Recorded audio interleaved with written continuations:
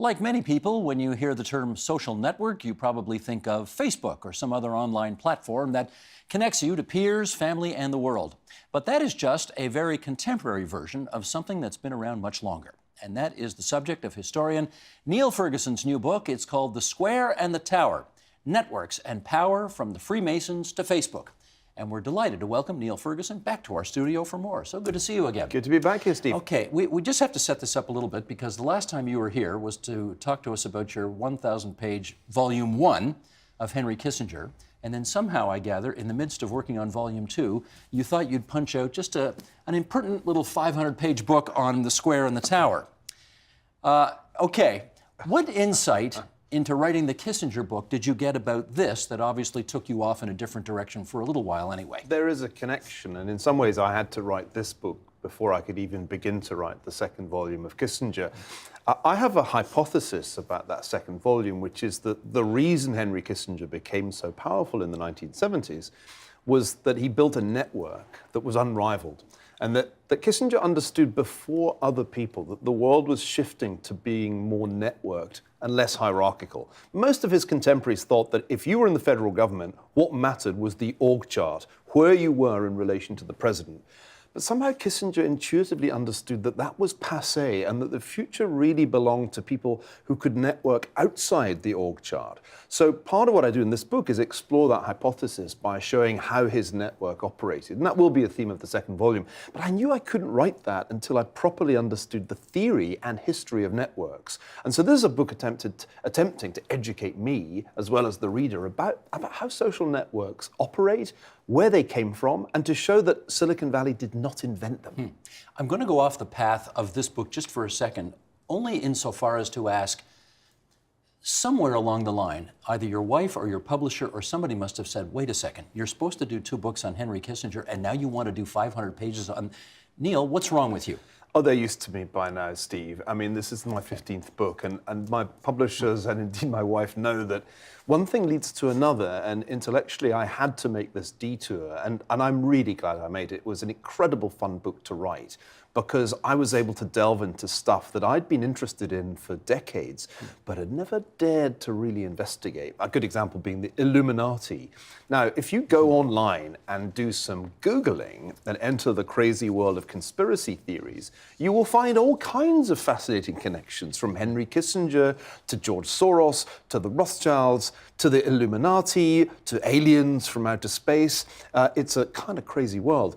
Not many serious historians dare to venture into that world and to see whether there ever were Illuminati. So I thought, what fun to actually write the history of the social networks and the secret societies that by and large only conspiracy theorists write about. So I'm glad I made this detour. And now I'm ready for Volume 2. I kind of needed a mental health break. Okay, good, because we want you back here for Volume 2. Oh, yeah. But since you mentioned the Illuminati, and you do a chapter on them in the book, I don't want to assume everybody knows who they are. So let's just start with who were they and what did they want to do in this world? Well, there are 2 answers to that question. There's the conspiracy theory answer, which some of your viewers will be familiar with, I don't know, from Dan Brown or from some other source in popular culture.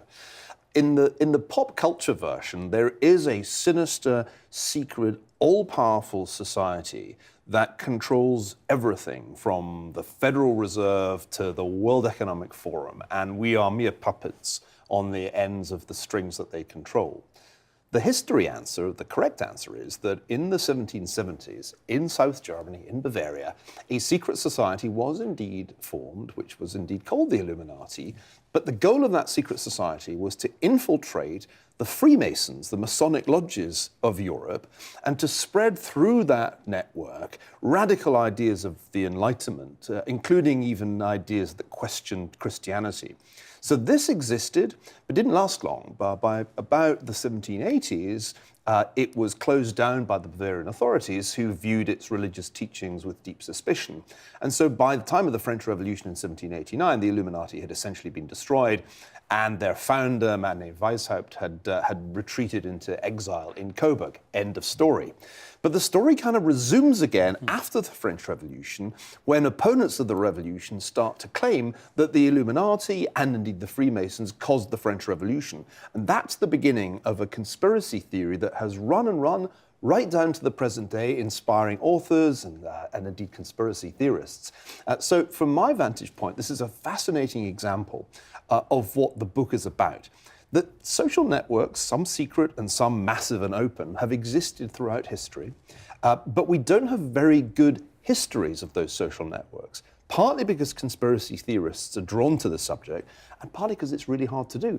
Because secret societies don't leave archives with, the Illuminati archive that you can just go and study. It's actually quite hard to track down the documents that reveal the true history of the Illuminati. Same applies to Freemasonry. For many, many years, it was hard to write any serious history of Freemasonry because the lodges kept their archives closed. I wrote a history of the Rothschild Bank at one time. That was another subject that attracted conspiracy theorists, partly because the archives were inaccessible. So it's only relatively recently that some of these societies have been open to the kind of serious academic research that I believe in. And the Square and the Tower is an attempt to say, you know what, there is some truth to these stories, but it's very, very different from the conspiracy theory version that you'll get online. Why do you suppose the Illuminati story persists to this day? I think we are attracted to conspiracy theories. I think it's partly gratifying for people to imagine that behind the news headlines on the mainstream media, there's a real story. It turns out that a really high proportion of people in the United States believe some version of the proposition that behind the scenes, a secret elite of finance controls everything. Yeah, trilateral commission or whatever it is. Right, and there's a very powerful set of conspiracy theories that still attach to George Soros, the hedge fund manager. So I think part of the reason that these conspiracy theories are so prevalent is that they satisfy some psychological desire to believe that we really know what's going on. The other reason that they persist is that there is some kernel of truth. It's not like George Soros doesn't exist. He does. It's not like he's not incredibly rich. He's incredibly rich. He does have some power and influence. We saw him at Davos this very week at the World Economic Forum, essentially calling out President Trump. So there's some kernel of truth to the proposition that George Soros is a powerful and influential man. And when you see him at Davos at the World Economic Forum, he's right there in one of the most powerful networks in the world.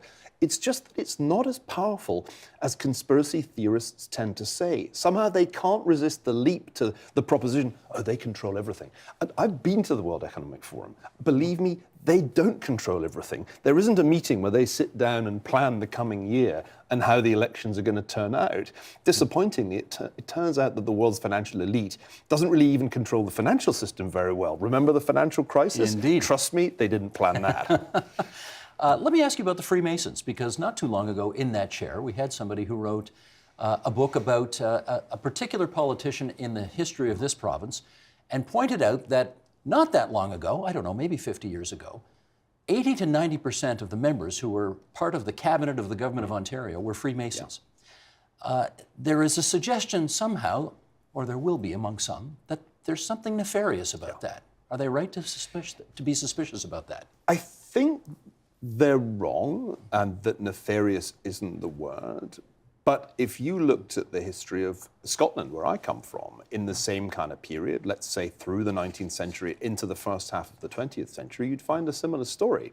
Because Freemasonry, which had its roots in Scotland and then spread to wherever the Scots were numerous, places like Canada, was a big part of the social life of men, notice men, in that period. It gets going in the 18th century as a social movement. It's a place where people can dine together, exchange ideas together, regardless of their social class. The theory was that rank didn't matter, whether you were an aristocrat or a commoner.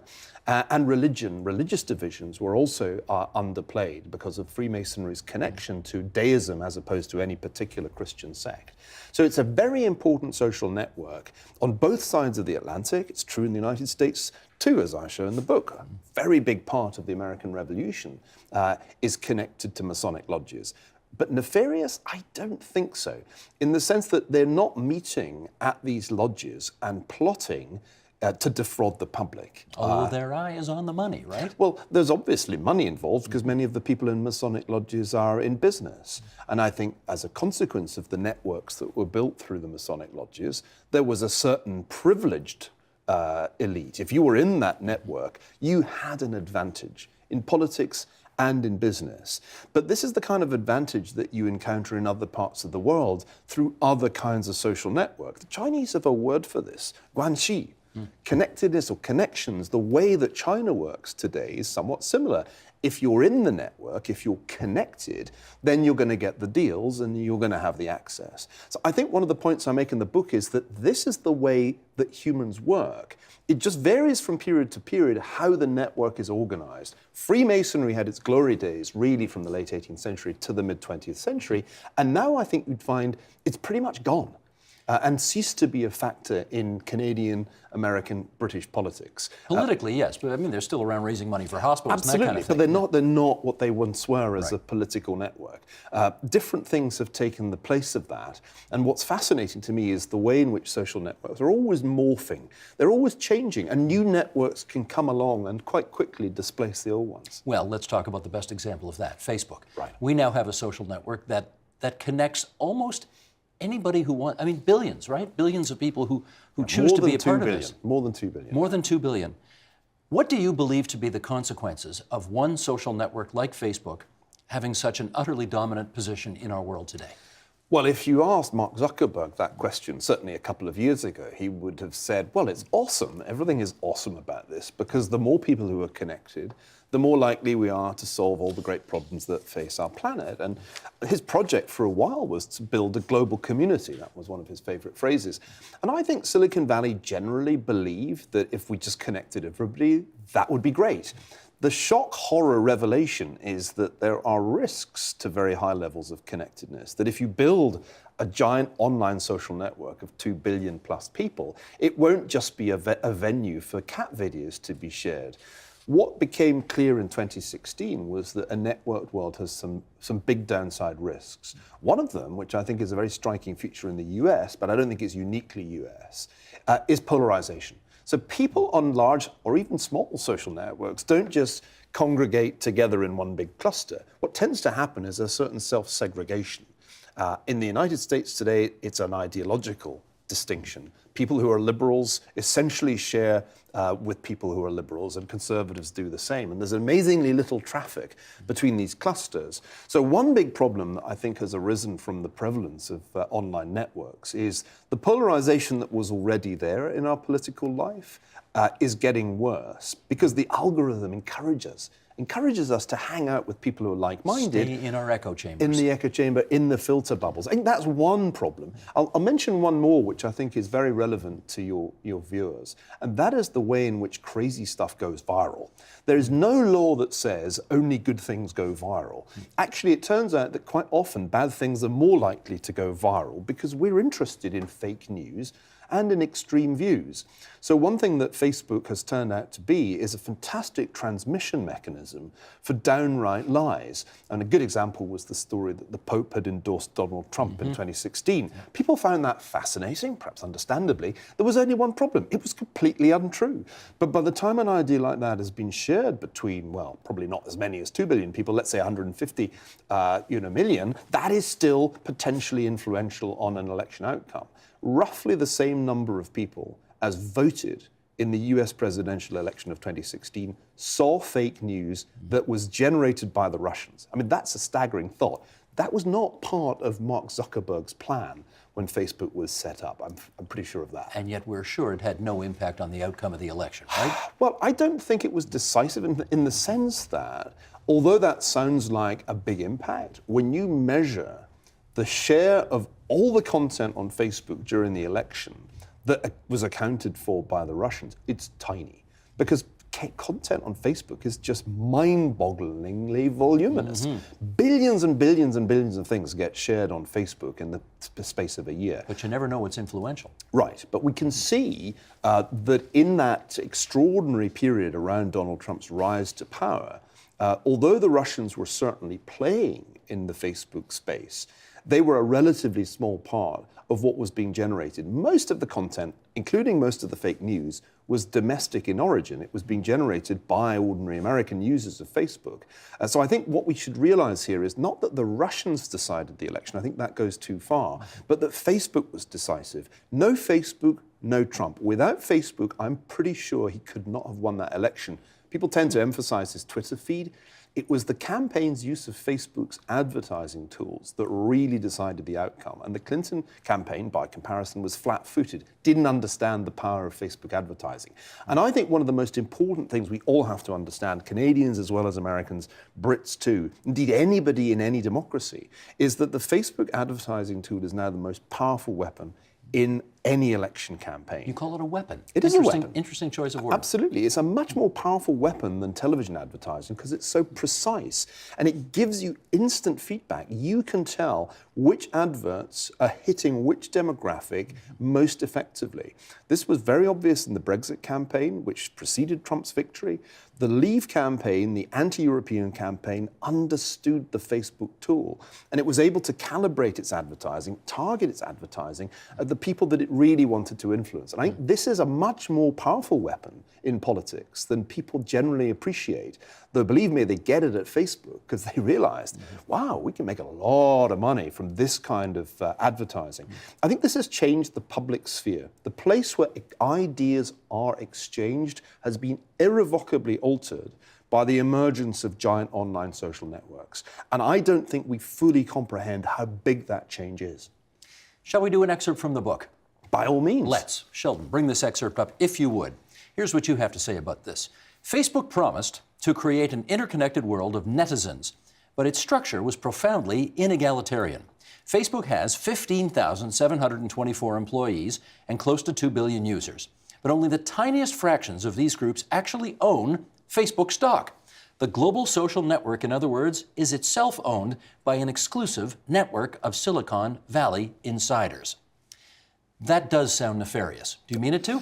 Well, again, it's not nefarious. They didn't set out to achieve this, but the reality of the way that these network platforms have evolved is that they quickly become quasi-monopolies. I mean, there's no other social network that can compete with Facebook. The MySpaces are forgotten. And because they're relatively easy to run, they don't require the employees that General Motors require. They're quite small. The money that flows in from online advertising is mind-blowing. We're talking billions every quarter. And the founder, of course, has a pretty large share of the equity. It's not like Zuckerberg is about to do a full Andrew Carnegie and give it all away. So the reality is that like Google, because in this Facebook is far from unique, like Amazon, the founder has an enormous stake of an incredibly valuable company, one of the most valuable companies in the world. And yet we all kind of believe that Facebook has made the world flatter. I think that's one of the great illusions of the networked world, that we're all netizens, we all somehow have equal access, we can all speak truth to power. Yeah, but when you look at the network structure, it's not egalitarian at all. A few people have crazy numbers of connections. Look at how many followers Donald Trump has compared with little old us. And more importantly, a very few people own a really huge chunk of the infrastructure of the online social networks. And the rest of us are just the mugs. We're the users. We are the mugs who gave Mark Zuckerberg our data for free. We gave him our data. And that is really why Facebook is such a valuable company. It knows more about us than we do. It can predict what we're going to do better than we can. That's an astonishing state of affairs. I don't think it's nefarious. One has to take one's hat off to Mark Zuckerberg as a businessman. He had to make some very big judgment calls as Facebook grew from what was originally a little sharing platform for Harvard undergrads. And he made those big calls and he got them right. I'd take my hat off to him as a businessman. But I think he underestimated, as most of us did, what the implications were of building such an enormous platform that's now the biggest network probably there's ever been. He was over-optimistic. He thought there would be this global community and then we'd all solve climate change. And what he got was 2016. Do you think there's any sense of remorse Yeah, among the people at definitely. Facebook? Yes? No, the atmosphere in Silicon Valley has changed dramatically in this relatively short space of time that I've lived in Northern California. There was tremendous hubris and arrogance back in, the period before the election, and it only was after the election and slowly that people came out of denial. And now there's a kind of what have we done mood. What did we do? And a lot of former Facebook people are publicly beating themselves up about this. I wrote a piece for the Globe and Mail about this just the other week, admitting that they underestimated the downside risks, certainly from a political point of view, but also acknowledging, and I think this is an important point, that they did know how addictive Facebook was going to be. And for those of your viewers watching with adolescent kids, this is not news. Facebook is addictive, and a very large proportion of younger people are on the network and use it compulsively, checking all the time on their smartphones and on their other devices. And I think one important realization for me of the last 12 months is that the people who built this network knew it was addictive and designed it to be addictive. And the confessions in that respect, I think, are important, because we're all gradually realizing that for teenagers especially, online social networks are bad for your health, for your mental health. More and more evidence is coming out that a generation has come into existence with smartphones, with online networks, and that generation of teenagers is miserable compared with the happy teenagers we were, Steve. Like, we had none of this to worry about. We just went outside and played road hockey. Right. You know, those were innocent, maybe not in Scotland, happy but we did in days. Canada. But we had an equivalent, which was a violent version of soccer in which contact was encouraged. But we certainly didn't worry whether people were liking our latest posts on Facebook. I feel sorry for the teenagers. I have teenage kids, and I look at what this has done to them, and I think, you know what? That they knew in the design and the platforms that they would be addictive, that's reprehensible. And I think we should all reassess our view of how kids should use these platforms. Personally, as I bring up my youngest children, I have a 6-year-old right now and a 3-month-old, I mean, those guys are going nowhere near screens until they're well in to maturity. Are you on Facebook? I am. Do you use it a lot? No, I actually don't. I use it passively. I'll tell you how it works. I use Twitter. Every time I write anything, I'll tweet our interview so that people who are interested can see the conversation that we had. And then automatically that tweet will appear on my Facebook feed. I never check Facebook to see what my friends or my kids are up to. I'm done with that. I think it was always a little bit weird and sick. And now I just like to hear from them in the regular way, meet, have a drink, talk in real time, in real space. All that old-fashioned stuff. What a crazy idea. Yeah, it turns out to be really good for your mental health. Let me take you back to the campaign for a second, the 2016 presidential campaign. Because there's a kind of irony here, in as much as these people you write about are all in California, which is the biggest of the blue states, and clearly they were all for Hillary Clinton. Yeah. And yet, for some reason, her team failed to exploit the possibilities of Facebook, and while she certainly won the popular vote, she didn't become the president. Yeah. Kind of turned out ass backwards for them, didn't it? Yeah, you could hear their heads exploding all over Northern California the morning after the election. And I think there are two reasons why that happened. One was a certain complacency. Because after all, hadn't Barack Obama pioneered social media in 2008 when John McCain didn't even have email? I think there was an assumption amongst Democrats that they kind of owned Silicon Valley. Therefore, how could it possibly be used against them? The second thing they did was to underestimate Trump consistently throughout the election campaign. They assumed that this crude, loudmouthed son of a gun couldn't possibly understand the finer points of social media. Brad Parscale, who was Trump's social media director, said something very interesting towards the end of last year. He said, you know, all these liberal types designed the social networks, and it never occurred to them that those could be used by conservatives against them. And I think that was dead right. It never occurred to the folks at Google or at Facebook that the Trump campaign far better understood how to use these tools than the Clinton campaign. And it came as a tremendous shock to realize that the network platforms built in Silicon Valley had been Trump's secret weapons. And I think we're still in the midst of an inquiry into what happened in 2016. I think there's more still to come out about how the network platforms were used. But that's the key fact. If they hadn't been there, and if Trump's campaign hadn't understood how to use them, I'm pretty sure Hillary Clinton would have won, and Silicon Valley would have celebrated, and Google would have carried on having an incredibly close relationship with the government, which it had under Obama. Well, that all stopped with a sudden horrible shock in the early hours of November the 9th, 2016. Indeed. As you compare the power that those in Silicon Valley have and their network to the network that Donald Trump has vastly out over many countries around the world, whose power is more, and in whose hands is the power more appropriately used for the good of the public? That's a great question. I think the right answer is probably we'll soon find out, because I think a collision is going to happen between President Trump and Silicon Valley. It was already beginning to become apparent around the time of the terrible events in Charlottesville last year, which prompted a great deal of very explicit anti-Trump statements from Silicon Valley executives. But there are two ways of thinking about this. Number one, however he came to power, Trump is the president of the United States, which makes him institutionally the most powerful man in the world. No question, he is at the top of the hierarchy that is the federal government of the United States.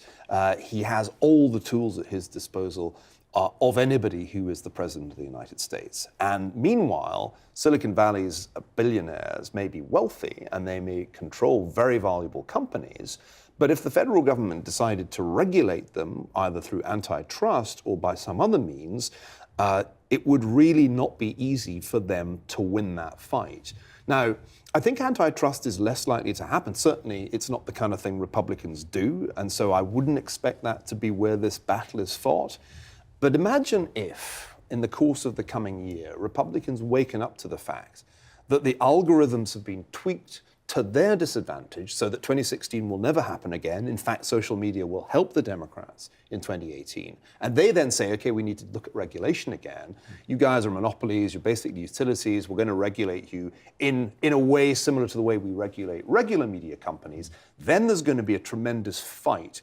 And in that fight, I think the federal government will win, especially if the public increasingly understands that Facebook has too much power for any company.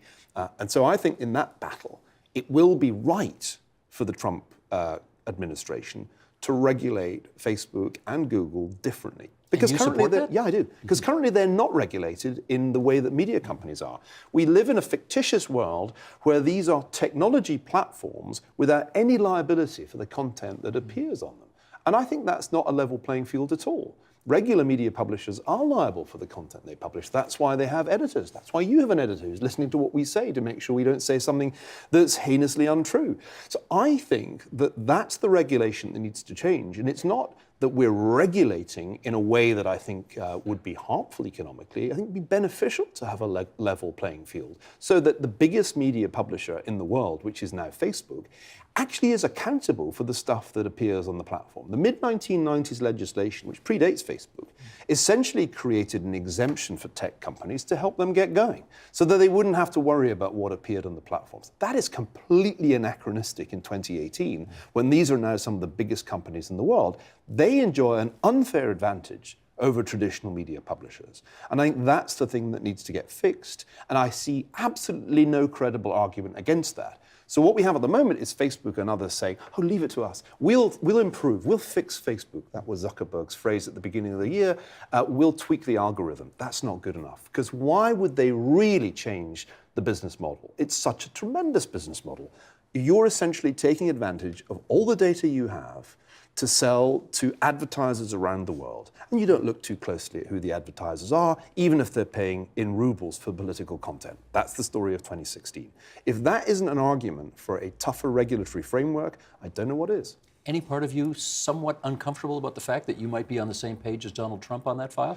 Look, part of the problem with the Trump administration has been that because of the president's personality and his views on a whole range of issues, which I find deplorable, whether it's his sexism or his racism, you can't actually say on a particular policy, this administration is right, without being denounced as an apologist for Trump's sexism and racism. But you have to draw a distinction between the Trump personality and the crazy stuff he says, I won't repeat some of his recent language on air, and the policies of the administration. There is a distinction. The United States isn't a monarchy. The separation of powers is real. It's designed to institutionalize power so that the president can't turn the United States into a tyranny. And I think if a Trump administration were to say we need to change the regulations so that there's a level playing field for all media content publishers, then I would be in favor of that, regardless of what President Trump tweets tomorrow. We always appreciate your visits here at TVO, Niall Ferguson, and we can't wait to have you back with Volume 2 of Henry Kissinger. In the meantime, we would recommend Niall Ferguson's latest, The Square and the Tower, Networks and Power from the Freemasons to Facebook. Great to see you again. Thank you, Steve. The Agenda with Steve Bacon is brought to you by the Chartered Professional Accountants of Ontario, helping businesses stay on the right side of change with strategic thinking, insightful decisions, and business leadership. Are you on the right side of change? Ask an Ontario CPA.